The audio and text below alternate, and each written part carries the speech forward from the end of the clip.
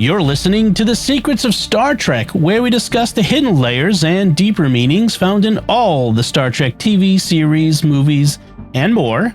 And today we're discussing the third episode. I was going to say the latest, but it's not. The third episode of the season of Strange New Worlds, called Shuttle to Kenfori.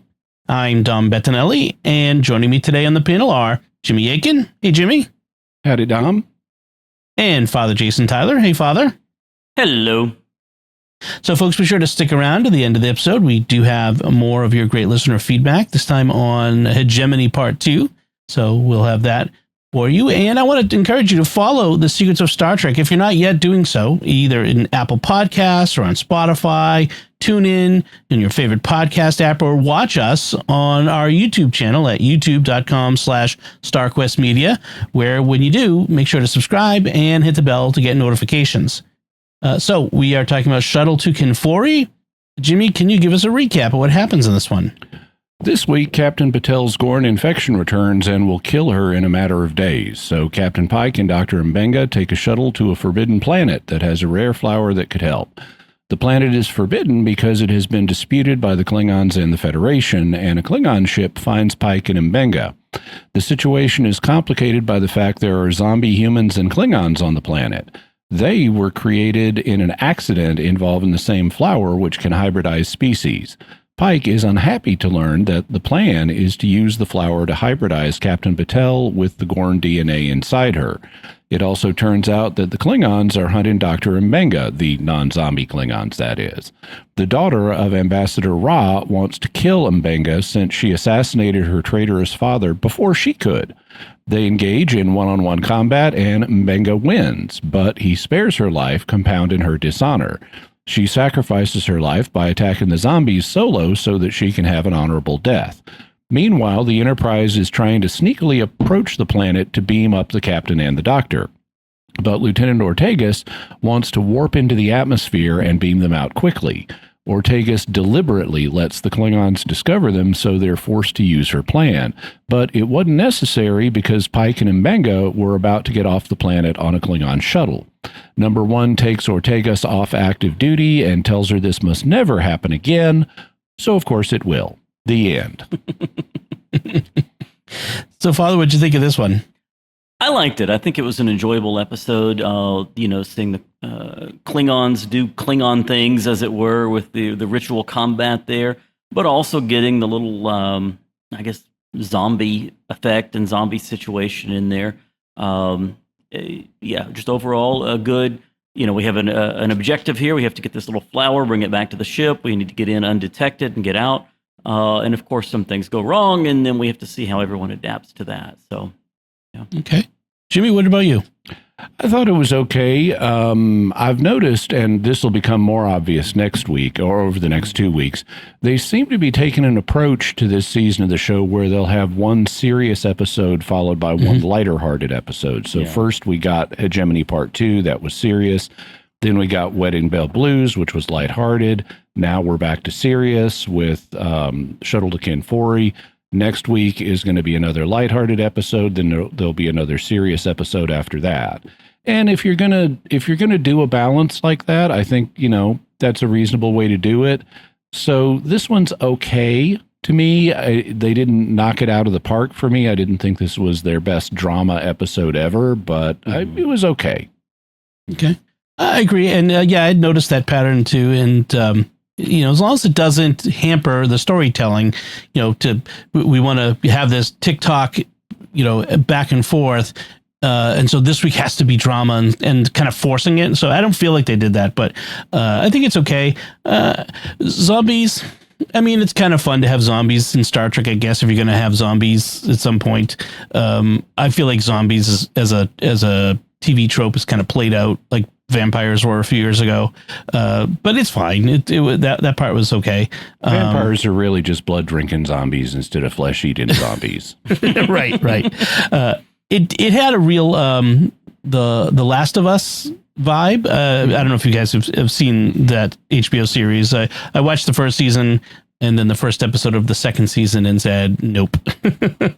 But the premise was, I always find the premise of apocalyptic stories to be interesting to explore a little bit, but and that's kind of what we get here.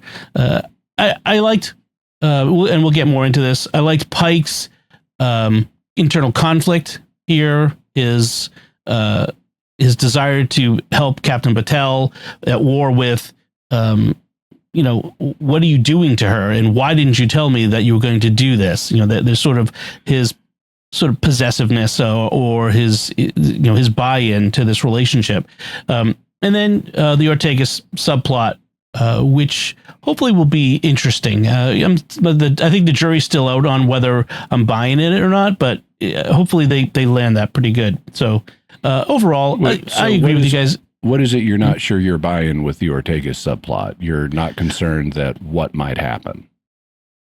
Well, is it going to be too easy? Are we going to wrap it up like just very, she's better now and we'll move on?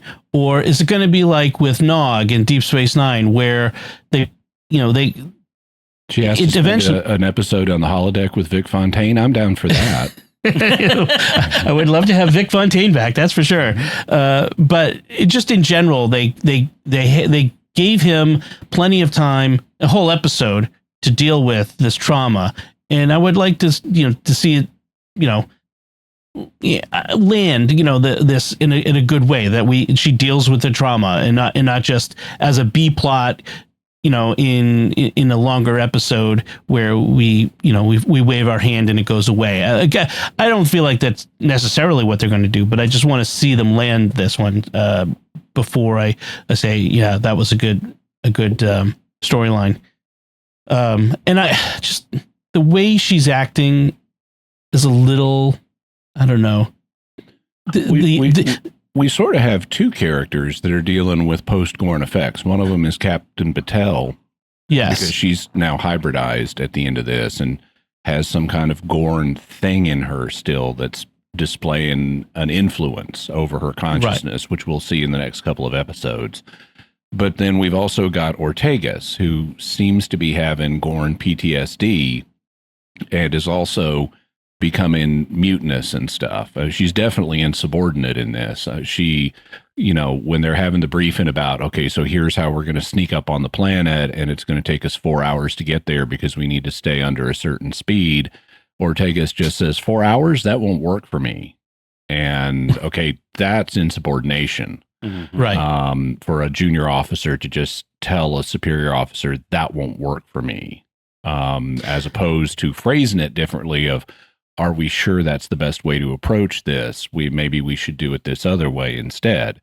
And then she outright mutinies by forcing the situation, by forcing her plan on them. Mm-hmm. So these are pretty serious offenses that Ortegas is committing here.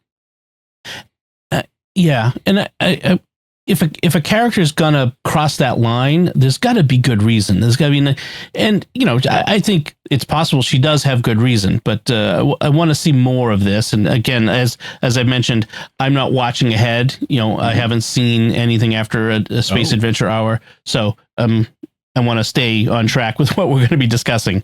So as it is, it's tough to keep track for me. So it'll be interesting to see how that plays out in future episodes for sure. So let's get into it. There's a MacGuffin of the Chimera Blossom, this magical plant that can remove any malignancy in any biological tissue that happens to be conveniently located on a nearby planet. Okay, yeah, I mean, you got it. It's Star Trek. This is what happens. We have this. And they also foreshadow its nature and that it can hybridize different species by calling it a chimera plant, since a chimera was a monster from mythology that was a hybrid of other creatures. Mm-hmm. Right, and this is one of the things that made me think of the Last of Us, because in that. It is a mind-controlling plant spore that eventually, it's sort of like when we talked about Mysterious World about the mind controlling parasites. It's one of those, and I forget exactly what it's called, but it's one of those that hybridizes and it starts taking over people's brains and grows, and they have these growths out of them, and it's sort of the similar thing in this one. So I thought that was interesting that they're doing it too. So and body horror opportunities. Oh yeah, there's lots of that in The Last of Us. And then the interesting to me is the Gorn tissue. They basically discuss it like it's an aggressive cancer, and that's kind of what Battelle has. She has an aggressive form of cancer that they're trying to treat. But of course, it's not cancer because in the 23rd century they've got a cure that they just give you a hyronolin injection and your cancer goes away. Whereas in this case, it's not cancer, but it's cancerous in the way it acts. So I thought it was an interesting way to frame what's happening to Battelle, and that she's got this clock, this ticking clock of this. It's sort of reproductive cancer. For people who may not be aware, cancer is a condition that is created when certain cells go rogue in the body and start reproducing like crazy. And that's not good for an organism to have some of its cells reproducing like crazy. That's what causes tumors to grow, that's the reproduction of these cells. And essentially, the Gorn, whatever they haven't given it a name, but whatever it is that Gorns inject people, their venom, if you want to call it that, is how they reproduce. So they inject you with their venom that causes their DNA to create cells and start growing in you like crazy. And it's effectively a reproductive cancer. Right. It's a parasitic cancerous tumor, basically. So the only place where the Chimera blossom is found is on, of course, a restricted planet because of, it has to be. Yeah. And it's a no-fly zone. And interesting here, where in Hegemony Part 2, Pike had to be the rule-following captain. He kind of broke the trope of, I'm going to break the rules to save my people. Here, he actually does have to break the rules. So we do actually kind of lean back into the trope a little bit of, I'm going to break the rules in order to do the thing that needs to be done. So it's... He's willing to cross the line, is I think what we're seeing here in Pike's character for the right reason. And one thing that I found implausible. So since I guess we're going through the episode in order, I'll mention two things actually that kind of stuck out at me. One of them is something that I've seen other people point out, but we have an anomalously high number of female characters on this show. It is well beyond what you would expect based on demographics. It's not, I mean, you could say like, okay, in the original series, they had Uhura as kind of a token woman in the bridge crew. But now it's the men are the tokens, because the only men who regularly appear on the bridge are Pike and Spock. And everybody else is a woman, at least a lot of the time.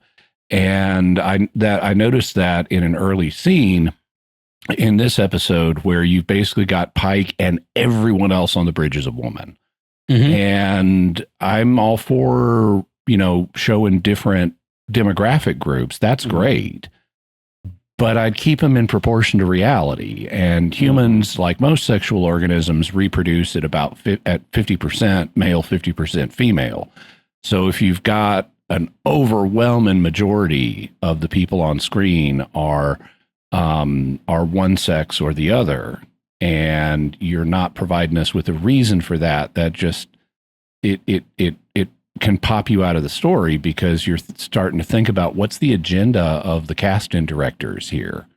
Why aren't they showing a more balanced representation of primarily a human society? But that's a minor thing. It doesn't really affect the story. It's just a background element that is like, okay, why are they doing this? But a more plot-centric issue that also popped me out of the story is they land on this planet and and it's covered with forests. And Dr. M'Benga does a scan and says, "Oh, there's no life signs here." And I'm going, "You're in the middle of a forest. What about all the trees and the vines and the, everything like that?" And it turns out that they mean by no life signs, no fauna. Yes. And okay, well, you could have said I'm not picking up any animals, and that would be fine. Now, the reason for that is to hide the zombies, so that they can't pick up on the zombies, so it's a surprise when they attack. Okay, fine. But just the way they've scripted it, it's bad because plants are clearly life forms, so they ought to show up on a read-in. And it's like, this is Star Trek. What? You're not going to detect plant people? Aren't there any plant people that the Federation has encountered at this point? We sure encounter them in the animated series. That's right. In Prodigy. Yeah. That leapt out at me too. Like there's no life signs, and I'm like, just looking around. Yeah. One word would have fixed it, right? So I'm not picking up any animal life signs. And boom, we're all good. It's the sort of thing you would have got in Voyager or Deep Space Nine. They would have said it. Like they would have, used the right word. That's annoying. And speaking of the gender balance, I was just thinking like Deep Space Nine was probably the most gender balanced of all the modern series. That's for sure. I mean, they were Kira, and I mean there were plenty of women to go with the male characters. Did anybody care? Like, I suppose somebody did. Yeah. I mean, we can look back at the original series and say, okay, it's overwhelmingly men because it was filmed in the 1960s, and that's what you thought of as a military unit, especially would be overwhelmingly men. Will we look back at some point on this series and say, well, it was filmed in the 2020s, so they had to go overboard and have too many women because that was the thing at the time? Right. Just like Discovery's edition of other demographics that they felt they had to do. It's gonna stand out as that's a early 21st century time period. It was interesting to me on the shuttlecraft down to see Pike and M'Benga reminiscing about old times together. They've got history with each other. They've got a long relationship that goes back a way. So I thought that was interesting to see some of that there's a connection. And I think that affects the future conflict that we get on the surface when Pike realizes that what Spock and M'Benga and Batel have come up with as a plan is not, we're using this plant to kill the cancer in her of the Gorn, but to incorporate it into her somehow to save her life.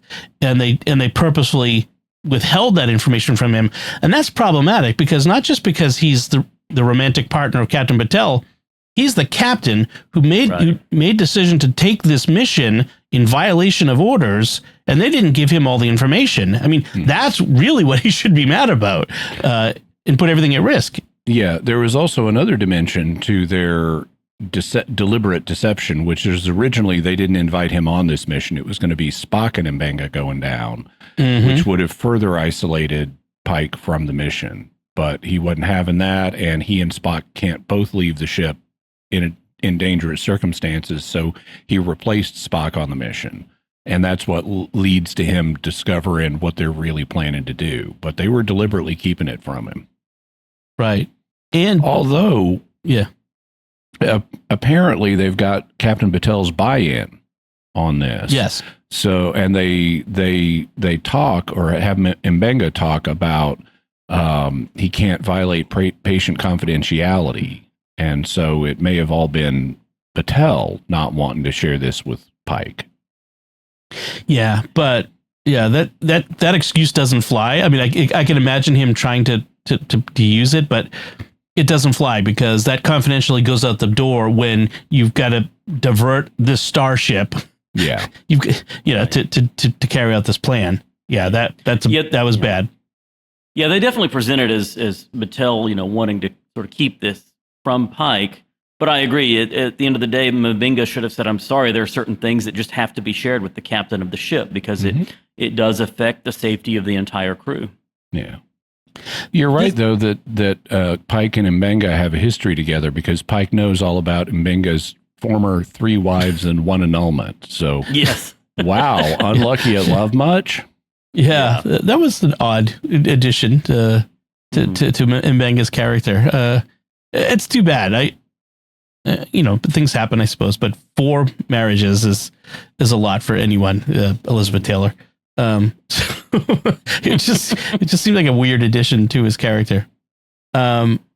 So we have Klingons show up in it. Now he is coming from an African culture, so it's possible maybe he got married to all 4 of them at once. Oh, that's possible, because polygamy is still, in the 21st century, still prevalent in African cultures. Yeah. That's true. So it was nice to see Klingons being like Klingons we remember. You know what I mean? Like these were classic Klingons from like DS9 or whatever, TNG. So it was nice to see this. Took them a few years, but they learned their lesson. Yes. They finally got back to what they're supposed to be.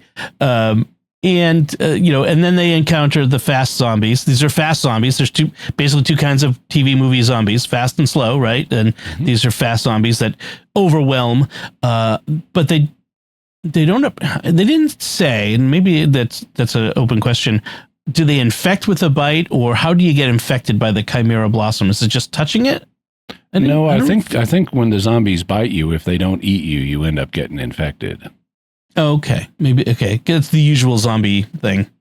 Now, Bitha. I want to come back to Batel and Spock and Ortegas, but I want to kind of finish up this part of the storyline, which is Bitha turns out to be Dakra's daughter. Dakra was the Klingon ambassador who was the butcher of that planet that M'Benga and Christine were on. Is how they refer to him in this episode. Yeah, and his daughter is I don't think of her by her name, but it is Bitha. She's Ambassador Ra's daughter, and she's here to extract revenge on M'Benga because she correctly understands that even though he's hidden this from Pike, that M'Benga killed her father. And she wanted to do that herself because her father was a traitor. And so it's personally, I'm like, well, the right guy ended up dead, didn't he?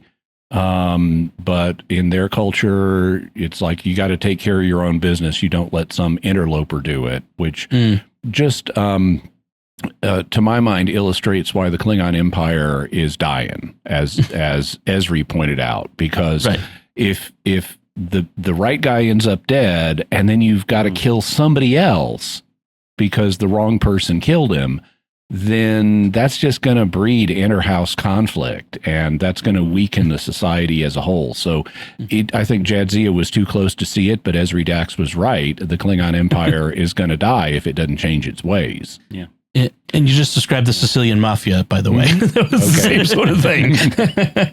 Which, this is interesting, too, because as you say, the right guy died, but he was killed by the wrong person is the issue here. Well, Worf killed, was it Duras? But everyone, all the other Klingons were kind of okay with that. We're like, oh, we're glad somebody took care of him, and this was a good thing for us, even though Worf is officially dishonored or whatever at that point. So the Klingon High Council's sense of honor always seemed a bit situational. Opportunistic, yeah. yes. Yeah, the Worf was ironically more honorable than most Klingons that we've run into on screen, which is an interesting aspect of culture. Someone who's grown up outside of the culture that they relate to sometimes has a idealized version of it that they live, that the people who actually live in that culture aren't really living. So I think that's an interesting aspect, especially to Worf, but to Klingons in general. But M'Benga admits that he did murder Ambassador Ra, but he calls it justice, and that's a tricky moral case to make. I'm not sure you can call that it's justified. He's also taken a risk by admitting this in front of his commanding officer, because Pike had not previously known this. And he thinks that, once Betha shows up and is demanding to know the truth from M'Benga, and Pike is like, yeah, he didn't kill your dad. Go ahead, tell her. And he's like, okay, I did kill her dad. and so there can be repercussions for this. And I like the way that they let M'Benga off the hook at the end of the episode, because this whole mission was illegal. Therefore, how am I going to report this? Right. Well, we were on this illegal mission when he admitted to doing an illegal thing to me. Right. I think I'll keep that to myself. Right. Yeah. Right. You don't tell, I won't tell. The fruit of the poison tree is maybe the legal version of that. But he forfeits the fight with Betha, and that makes her more of an outcast because he won't fight her to the death. He wins, and he has all he has to do is deliver the death blow, and at that point he refuses, and so this is an even bigger shame to her, as you've lost the fight and your enemy refused to kill you. And so the only way for her to get any sense of honor back, personal sense of honor, because no one will ever know what happened, is for her to sacrifice herself fighting the zombies as Pike and M'Benga escape. So it's an interesting idea. There's actually Klingon honor actually does, in this case, align with more morality, which is self-sacrifice to save others. I'm not sure the motivations are exactly in line, but at least the outcome is there. So that was her honorable death, that she retrieves her honor, but no one will ever know. And I respect her as a character for that. Yeah. Right. Yeah. I mean, it shows she's a true believer too, right? Because she's saying, they said, well, who will ever know about this? Well, I will know. And, that's enough for her to die, knowing that she's dying an honorable death means so much to her that she's willing to do that, even though there won't be anybody who knows that. That's how it all went down. It will at least let her get into Stovokor. Yeah. As opposed to going to Grethor. Yes. Yes. I do like one bit of dialogue at the beginning of the conflict with Betha. She's got Pike and Batel out on the surface, and they're now face to face with her. Both groups have just been attacked by zombies, and now she's got Pike and M'Benga at her mercy, and she says, "One false step and you both die." And Pike says, "Okay, at least you're not trying to eat us." Not yet. Right. Yeah. That was good.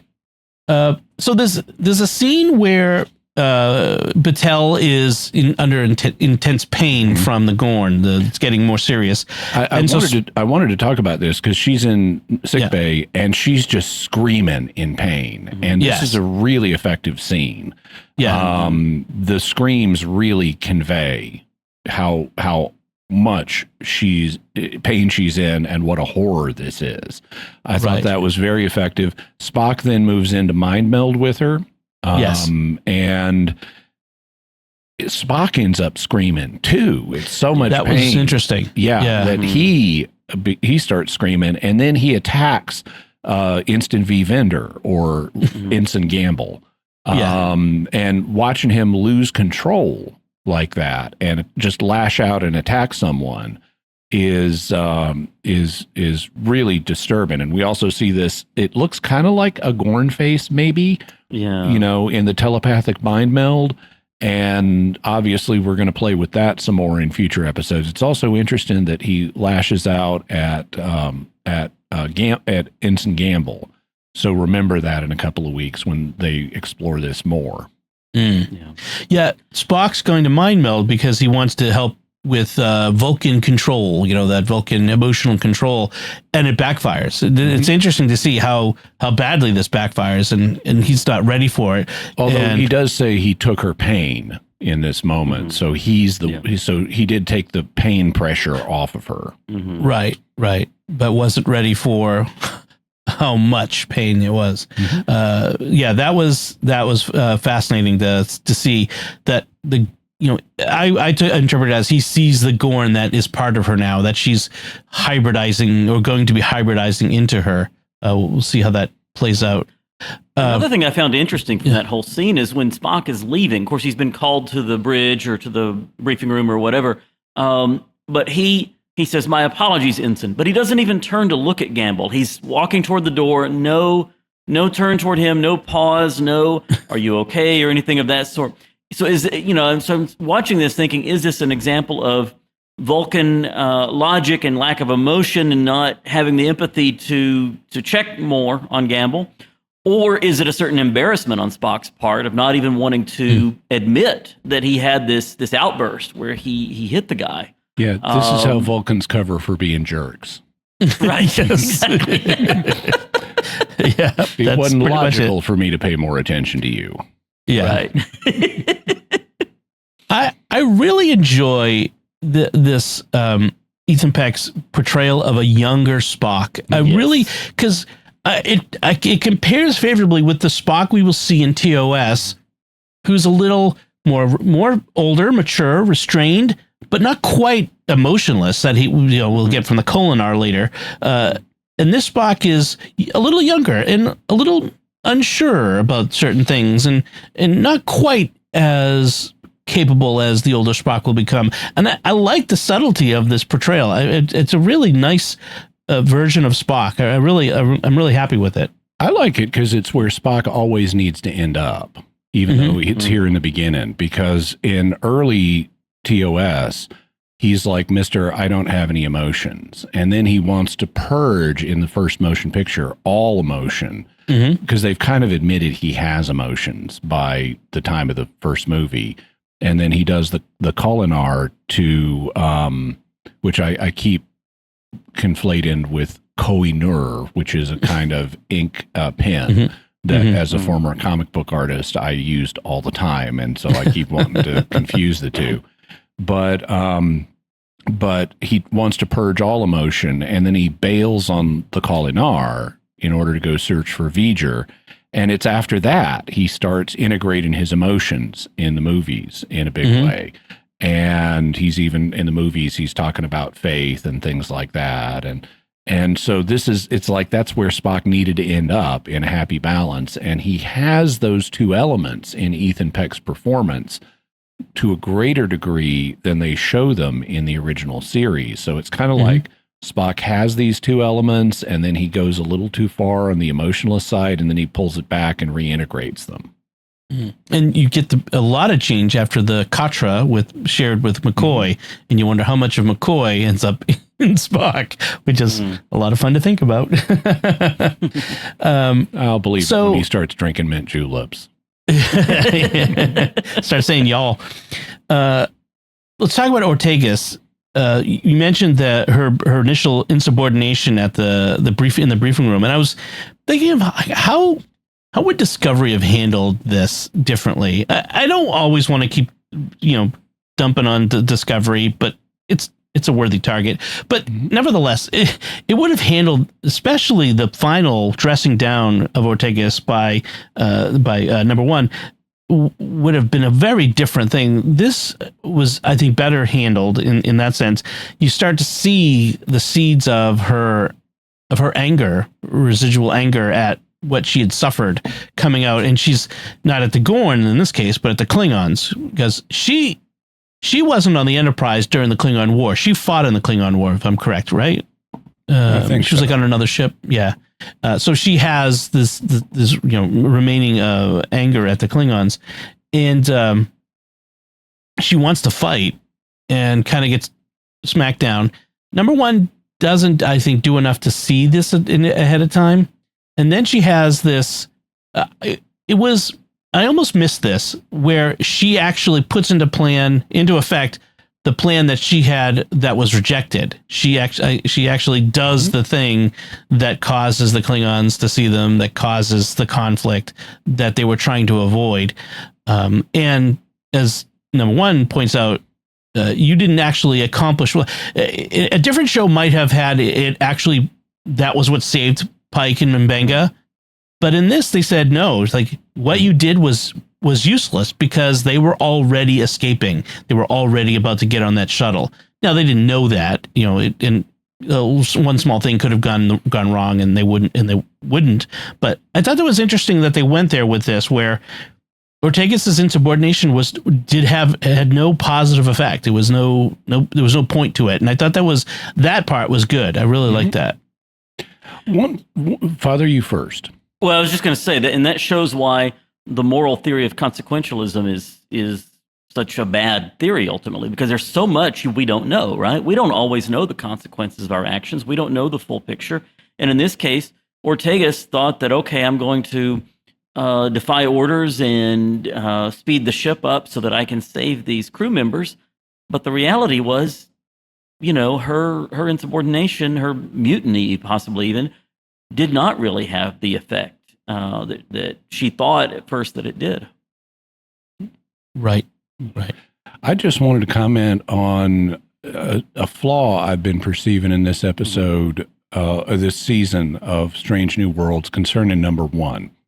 Now, when we were first introduced to number one, she was the first officer of the ship. This is in, The Cage, the original Star Trek pilot. And she was a very important character. She was more important than Mr. Spock.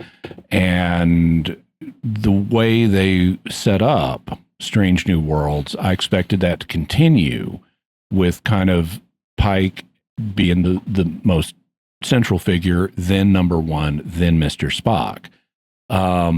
But they gave number one this backstory of she's not a human, she's an Illyrian, and she's furthermore an augment, and so she should be not able to serve in Starfleet, and they paid off that plot last season, and it's like after that they don't know what to do with her. And I've noticed a precipitous decline in number one's centrality. She was much more central before they gave her this Illyrian backstory and resolved it. And I kind of wish, I at the time, I wasn't a big fan of She's Not a Human. I liked thinking of her as a human, which is the way she'd been introduced. They even wanted her to mate with Captain Pike, the Telosians did. And so that would strongly suggest human, if not prove it. But I liked the human number one, and I wasn't a fan of this Illyrian thing, but I'm especially not a fan now because it seems like she's not as prominent, and I want more number one. I want number one being a prominent figure in this, and I'm not getting that right now. She's much diminished compared to other characters that are doing more central things, like not just Spock and Pike and M'Benga, but also other people like Ortegas and La'an, who were created for this series, and they're getting more to do than number one. So I that's something I'm not happy with. I want number one to be more central. I think it's an interesting observation because, M'Benga is a much more central character. Christine Chapel is a more central character. She's getting way more than most. In fact, just by nature of this romance with Spock, she's been, elevated to this central role. Which, Christine Chapel of all people, if you'd said that to me before the series started, that Christine Chapel would be one of the major characters, I would have thought that would be very strange given her role in the original series. But I agree. Like the first officer, I wonder if it just has to be, how do we differentiate her from Pike? The captain and the first officer have very similar roles as leaders in the ship, and they're having trouble differentiating, especially given to put the fine point on it, especially given that this is only 6, 8, or 10 episodes, whatever the seasons are going to be, and so you don't have time like you did in TNG to give Riker episodes and Picard episodes, that give them plenty of character development. There just isn't time for everybody, I guess, and that's one of the shames of streaming, I guess. So we do get this scene where Una dresses down Ortegas for her insubordination, and I think that was handled pretty well. You get the how do they put the fist and the open hand in turn, where she gives her the punishment, but then once that's done, okay, now what's going on? How can I help? Sort of a little bit of both of that. So that was good. I did like that. Mm-hmm. So we also get an exit scene for the episode of Captain Battelle and Captain Pike in sickbay, where, which I really liked, where Battelle admits to, as they're going to give her this treatment with the chimera flower, but she admits to Pike that she says, "I'm scared," and then they hug, and then Pike says, "I'm scared too," and that was a very human moment. I really appreciated that. That was nice. Yeah, and it's different than what you'd get with many Starfleet captains. You know, I can't imagine Jean-Luc Picard doing that. I can sorta imagine Sisko doing it. Maybe cannot imagine Kirk doing it. I could see Sisko with Cassidy or Jake. With Cassidy or Jake, but that's it. But it's he's hard to imagine that with. Janeway, I could imagine it more in principle, but there's just nobody on, not even Chakotay, that she's that close to on Voyager. And Archer, I could imagine him doing that with some people, but nobody on Enterprise. And you know, I guess there's a parallel. I guess there's a parallel here in that Battelle is not normally on the Enterprise. But I still like seeing that vulnerability on the part of the captain and that empathy for others. And she gives him a bit of a smackdown, like, this is, you know, what you can't do this, he tells her. And she's like, hey, this is my life. We're talking about my treatment. It's not about you. And I go back to what I'd said before. Well, he's the captain of a ship who broke the law in order to do this. He does have a bit of a right to know and to say, you know, but I get her point, which is like, it's okay for you to worry for me, to want to help me, but, you know, but remember, this isn't about you ultimately. So that was interesting. Couple little bits of trivia. The title, Shuttle to Kenfori, recalls the classic Korean zombie movie Train to Busan, and Kenfori is a callback to the actor Kenfori from the classic Dawn of the Dead zombie movie. So I suppose if you were a zombie movie aficionado, you might have seen it coming from the beginning. Any other notes on this one, Father? One little thing, and that's when they show this or slow the ship down, or at least when number one wants the ship to be slowed down from 1/7 to 1/8 impulse. The idea is to avoid detection, but at sublight speeds, seems like a constant speed, you're not using the engines at all. Wouldn't that be the easiest way to avoid detection? And if you're slowing down, you actually have to fire the engines, you know, to reverse engines a little bit to slow you down. What is the orbital mechanics reason that object out there is slowing down? The things don't just slow down in space. They have to have a reason. Yeah, that's a good point. Jimmy, how about you? Any other notes? Nope. All right, let's get to our feedback. And as I mentioned, this is on our discussion of Hegemony Part 2. Reed Richards, 1820, on YouTube writes, this is in reference to something you said, Jimmy. Jeff was complisulting the nurse in that episode of Community. So. And that's right. That's the correct term. Jeff Winger invented the complisult, and Britta named it. And you see what I just did there? That was an explanabrag. Very good. USMC 9355 also wrote on our YouTube, we really enjoyed this episode. I particularly liked Pike starting to pray the Lord's Prayer. That I did like that too. Yeah. And then Joseph J. Prioli, 1823, on YouTube writes, Dom, here's something to help y'all suspend your disbelief. Jimmy has predicted that in the not-too-distant future, we're likely to have most traffic be self-driving vehicles. Let's just apply that to Gorn piloting and navigation.